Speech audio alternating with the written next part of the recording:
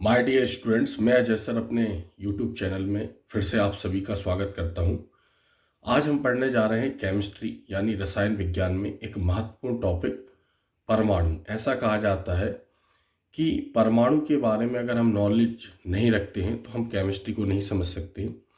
इसलिए परमाणु को, जो केमिस्ट्री है, रसायन की आत्मा कहा गया है। तो आज हम परमाणु के बारे में समझते हैं। परमाणु क्या है, इसके बारे में पहले भी एक वीडियो में बना चुका हूँ। यह किसी तत्व का सूक्ष्मतम कण है। जैसे हमारी प्रकृति में लगभग 118 तत्व है, हर तत्व का एक अपना परमाणु होता है। तो ऐसे 118 परमाणु हमारी प्रकृति में है। यह किसी तत्व का सूक्ष्मतम कण है। यह स्वतंत्र अवस्था या मुक्त अवस्था में नहीं रह सकता, यानी परमाणु स्वतंत्र अवस्था या मुक्त अवस्था में नहीं रह सकता है। इसका कारण बताया जाता है कि परमाणु की जो अंतिम कक्षा है उसमें 8 इलेक्ट्रॉन पूरे नहीं होते हैं, अर्थात उसका अष्टक पूर्ण नहीं होता है। इसलिए परमाणु मुक्त या स्वतंत्र अवस्था में नहीं रह सकता है। आगे हम पढ़ेंगे परमाणु के बारे में जब रासायनिक बंध पढ़ेंगे। यह रासायनिक क्रियाओं में भाग लेता है, यानी अपना अष्टक पूरा करने के लिए, 8 इलेक्ट्रॉनों को पूरा करने के लिए यह क्रियाएं करता है और 8 इलेक्ट्रॉन पूरे होने पर वह स्थायी हो जाता है। यानी परमाणु से क्रिया कर अष्टक पूरा करता है और अणु बनाता है, और अणु इसका एक स्थायी रूप है। उदाहरण, जैसे हम उदाहरण देखें कि सोडियम ने क्लोरीन से क्रिया करी। अब सोडियम प्रकृति में स्थायी नहीं था, क्लोरीन परमाणु प्रकृति में स्थायी नहीं था। तो यहाँ सोडियम अगर क्लोरीन से क्रिया करता है तो सोडियम क्लोराइड बनाता है। सोडियम का संकेत Na है। क्लोरीन यहाँ पर जो हमने लिया है, ये क्लोरीन का अणु लिया है। ठीक है, तो हम यहाँ सोडियम की बात कर रहे हैं कि सोडियम प्रकृति में स्वतंत्र अवस्था में नहीं है, क्योंकि वो परमाणु है। तो इसे स्वतंत्र अवस्था प्राप्त करनी है, तो इसने इससे क्रिया करी और क्या बना लिया, NaCl, सोडियम क्लोराइड, या इसको हम साधारण नमक भी बोलते हैं। अब नमक प्रकृति में हम सभी जानते हैं कि नमक यानी सोडियम क्लोराइड प्रकृति में मुक्त अवस्था में और स्वतंत्र अवस्था में।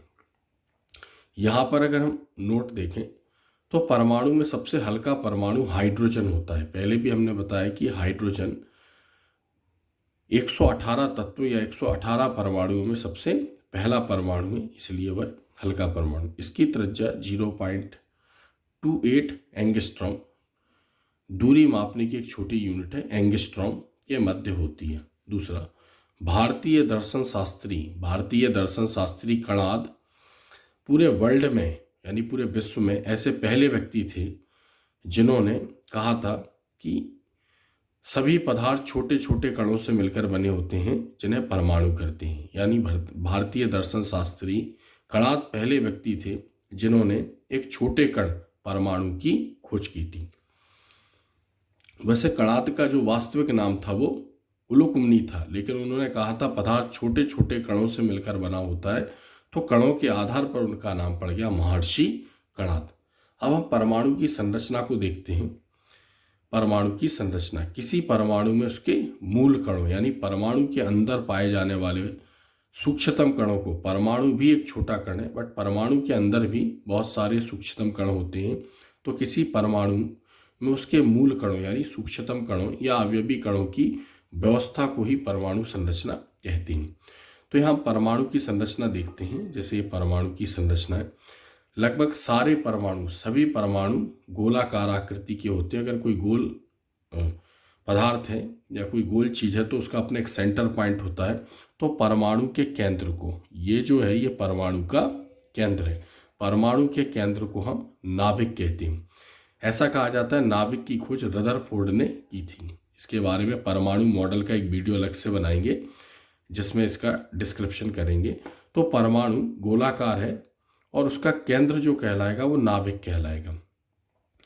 अगर हम नाभिक की बात करें तो परमाणु के नाभिक में, मतलब केंद्र में, प्रोटॉन होता है और न्यूट्रॉन होता है। यानी जो सूक्ष्मतम कण है प्रोटॉन और न्यूट्रॉन होते हैं।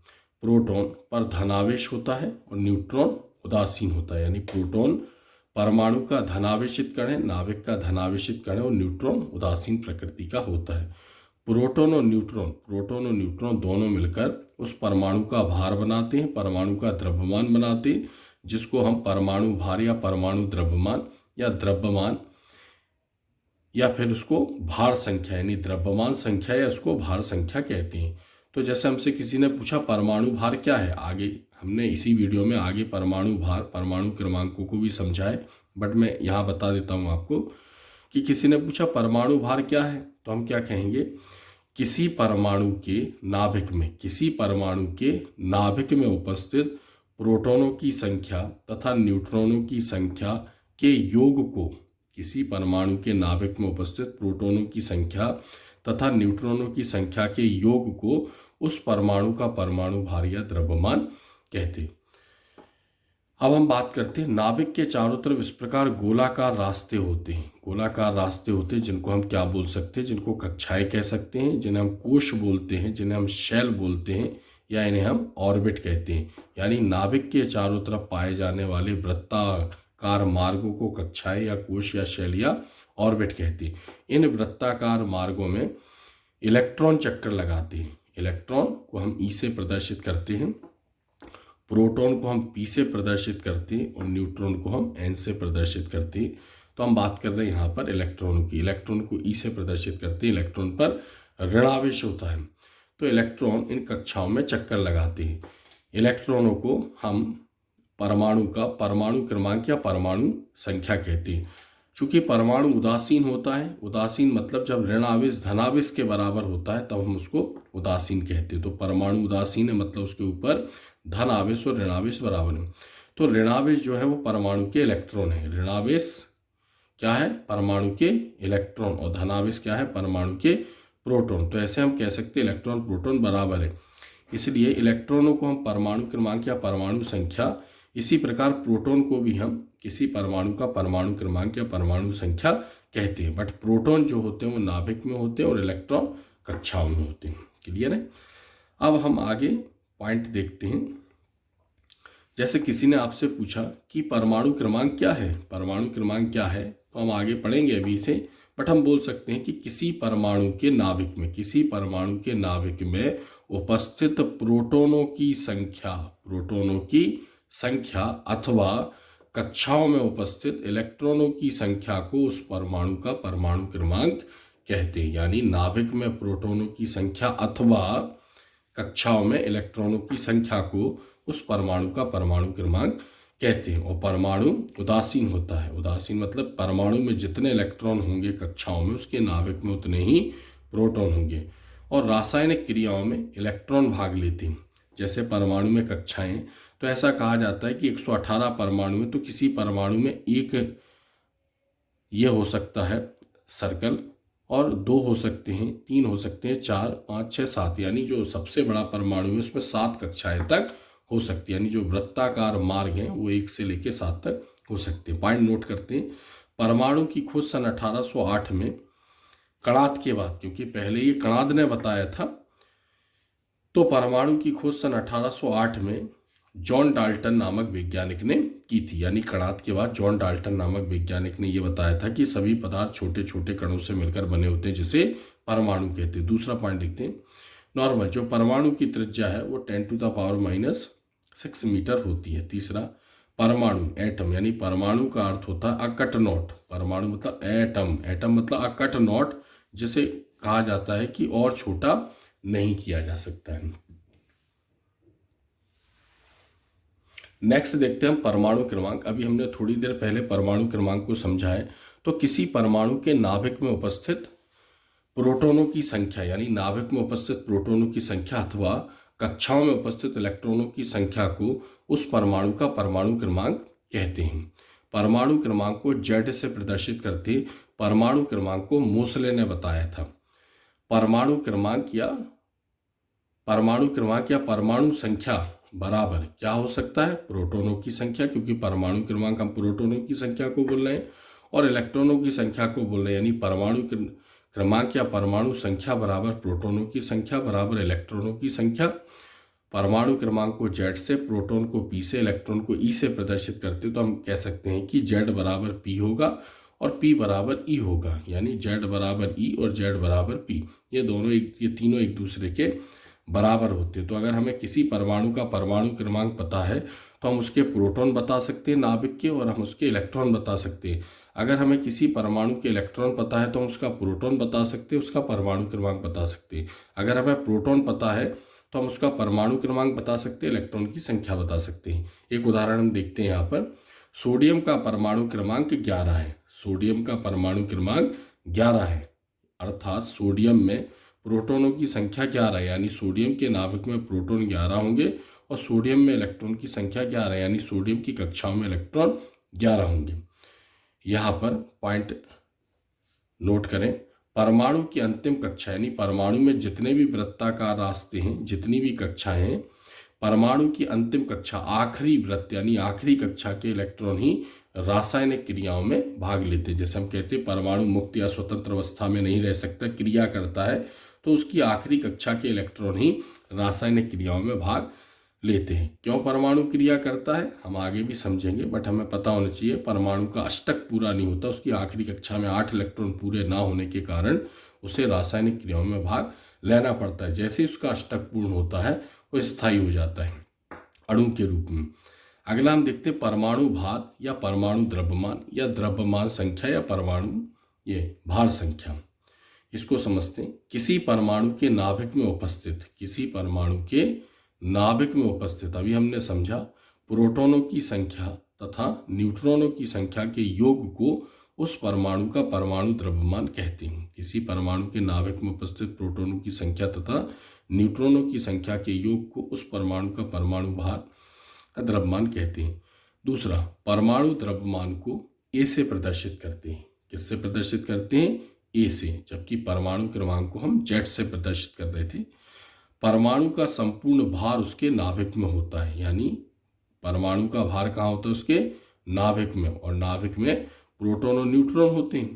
प्रोटॉन तथा न्यूट्रॉन को एक साथ हम न्यूक्लियन कहते हैं, न्यूक्लियन।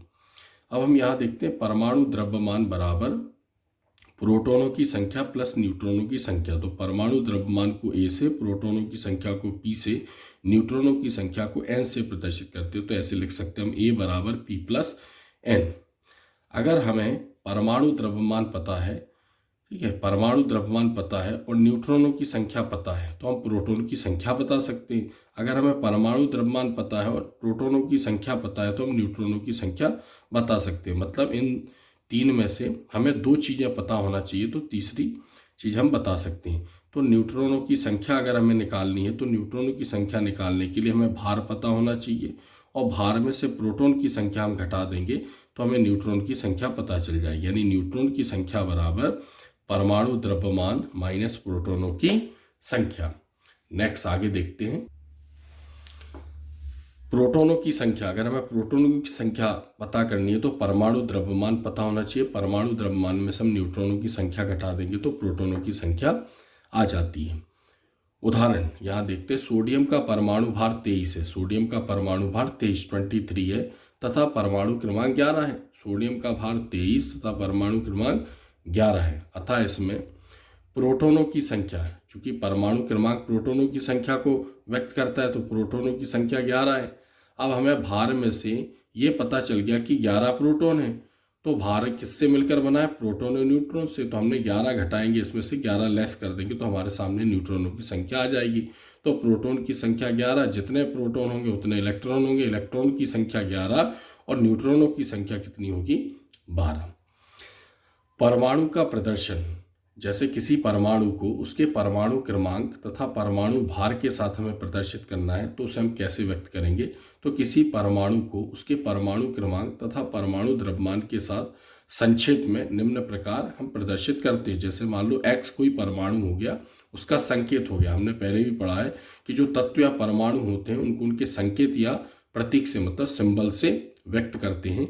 तो X कोई परमाणु का संकेत है, उसके ऊपर लिखा जाएगा परमाणु द्रव्यमान, नीचे लिखा जाएगा परमाणु क्रमांक।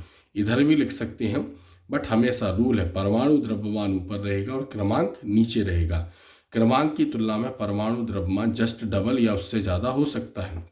उदाहरण हम देखते हैं, सोडियम का भार यहाँ पर 23 है, 23 है, और परमाणु क्रमांक 11 है। तो हमने क्रमांक नीचे लिखा है और जो है उसका भार ऊपर लिखा है। क्लियर है? तो परमाणु द्रव्यमान को हमेशा ऊपर लिखते हो। परमाणु द्रव्यमान क्या है? परमाणु द्रव्यमान मतलब प्रोटॉन है और न्यूट्रॉन है, और परमाणु क्रमांक क्या है, इलेक्ट्रॉन है।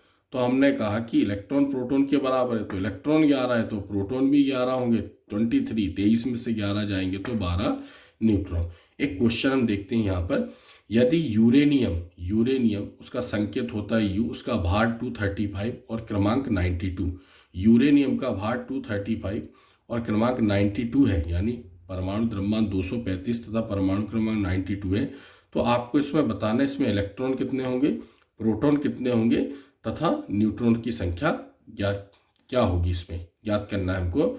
तो निश्चित है आप अब आसानी से किसी भी परमाणु का भार पता है और क्रमांक पता है तो हम इलेक्ट्रॉन, प्रोटॉन और न्यूट्रॉन की संख्या निकाल सकते हैं। नेक्स्ट हम आगे देखते हैं, परमाणु के अवयवी कण या परमाणु के मूल कण। परमाणु के अवयवी कण या परमाणु के मूल कण। तो परमाणु के अंदर, परमाणु भी एक सूक्ष्म कण है, बट परमाणु के अंदर भी लगभग 35 प्रकार के मूल कण होते हैं, यानी सूक्ष्मतम कण होते हैं, जिनको हम उसके अवयवी कण या मूल कण कहते हैं, जिसमें जो 3 मूल कण हैं वो महत्वपूर्ण हैं। ठीक है, जैसे इलेक्ट्रॉन, प्रोटॉन और न्यूट्रॉन। इलेक्ट्रॉन, प्रोटॉन और न्यूट्रॉन, इलेक्ट्रॉन, प्रोटॉन और न्यूट्रॉन परमाणु के मूल कण हैं। तो इनके बारे में थोड़ा सा नॉलेज होना चाहिए।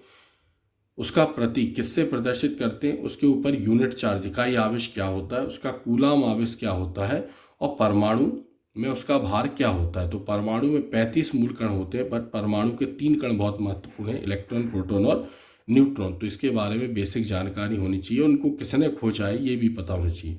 तो इलेक्ट्रॉन परमाणु का एक मूल कण है, ई से प्रदर्शित करते हैं उसको, उसके ऊपर -1 चार्ज होता है, और जो कूलाम आवेश होता है वो माइनस में 1.602 इंटू 10⁻⁻19 कूलाम होता है।